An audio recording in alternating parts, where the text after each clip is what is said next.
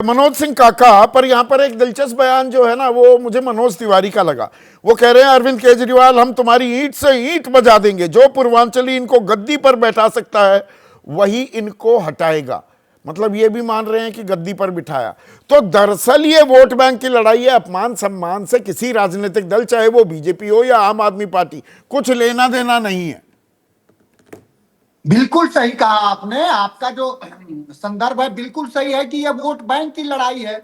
यह लड़ाई अगर सिर्फ किसी विमर्श, किसी क्षेत्रीय विमर्श को लेकर के होती, अगर पूर्वांचलियों के अस्मिता की लड़ाई है, तो पूर्वांचलियों का अपमान सबसे ज्यादा तब हुआ जब उसी बनारस से सांसद चुने गए इस देश के प्रधानमंत्री जी, और वहीं एक पुल गिरी और 15 लोगों की जान चली गई इसी उसी बनारस में, उसी पूर्वांचल में। और देश के प्रधानमंत्री उनका हाल तक नहीं पूछने आए। अगर पूर्वांचलियों के अस्मिता का और बिहार के अस्मिता का इतना गौरव होता तो देश के प्रधानमंत्री दरभंगा जैसे फर्जी एम्स नहीं बनवाते। कम से कम बिहार के लोगों का इतना तो अपमान नहीं करते, जो बुद्ध की धरती है, कि वहां फर्जी एम्स बनवा के और उसका प्रचार देश के प्रधानमंत्री तक करने लगे, और पूरा हमारे बिहार के लोग खोजते रहे और कहीं एम्स नहीं मिला।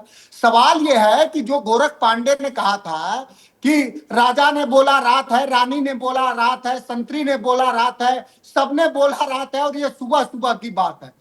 सवाल यह है कि जो अरविंद केजरीवाल जी जो सवाल उठा रहे हैं देश के निर्वाचन आयोग पर कि फर्जी वोट जोड़े जा रहे हैं, विषय वो है, लेकिन उस विषय को कैसे ढंक दिया जाए वो अपमान सम्मान के अंदर वो लड़ाई आ गई, और ये दोनों यही काम कर रहे हैं।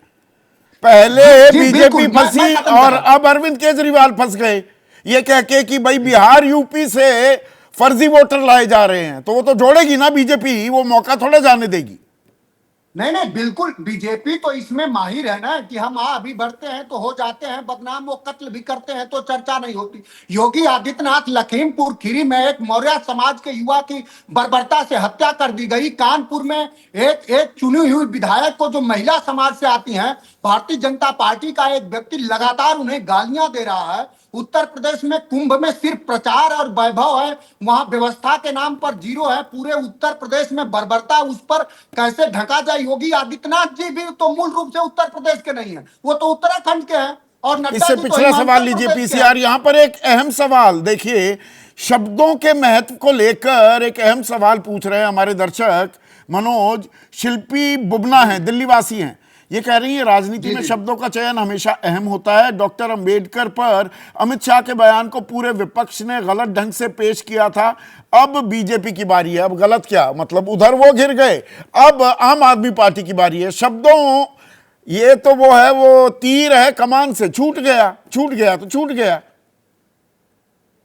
नहीं, देखिए, जो आपके जो शिल्पी जो सवाल कर रही हैं वो बिल्कुल सही सवाल कर रही हैं। और जो अमित शाह के संदर्भ में जो बात है, अमित शाह का कोई आज का नया विमर्श नहीं है। गोलवरकर से लेकर के सावरकर तक ने भी बाबा साहब का अपमान कहा था कि एक डॉक्टर अंबेडकर जब भिक्षु अंबेडकर बन जाएगा तो उससे हिंदुओं का सूतक तक नहीं होने वाला। तो वो लगातार उनकी वही परंपरा रही है। वो कोई भुलाते में चाहे मुगालते में नहीं कहा, उनकी परंपरा रही है कि डॉक्टर अंबेडकर शव यात्रा भी निकाल दी थी। डॉक्टर बाबा साहेब भीमराव अंबेडकर की 1949 में शव यात्रा भी निकाल, जीते जी। तो वो उसको उस संदर्भ में नहीं देख सकते, क्योंकि अमित शाह का जो पूरा विमर्श है और जो आरएसएस का पूरा विमर्श है, जो लोग बंच ऑफ थॉट और गोलवरकर की we our nationhood defined किताब पढ़ लेंगे, उसमें हमेशा दलितों, पिछड़ों और बाबा साहब का लगातार अपमान इन लोगों ने करा। चलिए, थोड़ा सा विषय अंतर भी हो रहे हैं। एक सेकंड मनोज।